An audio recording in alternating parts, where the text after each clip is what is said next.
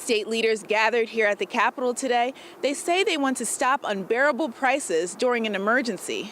According to Attorney General William Tong, his office received 750 COVID-related price gouging complaints.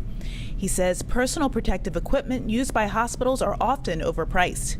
One of the big problems we've had, of course, is when you see a box of N95 masks. I think it was 40 masks on Amazon for $500. State Representative Michael D'Agostino says a new bill proposed by the Attorney General will allow the office to investigate price gougers, set fines, and punish those found guilty. Well, it'll help the entire state, but I mean, anyone from consumers to retailers who are purchasing goods in Hartford and throughout the state, to the extent that they are being squeezed by an unconscionable price gouging by retailers or wholesalers. The Connecticut Hospital Association also supportive of this proposed legislation. It does stand to affect the average person because if it impedes a hospital's ability to provide necessary care, and in the case of PPE, protect the staff providing that care, that can create some significant problems for the people of Connecticut.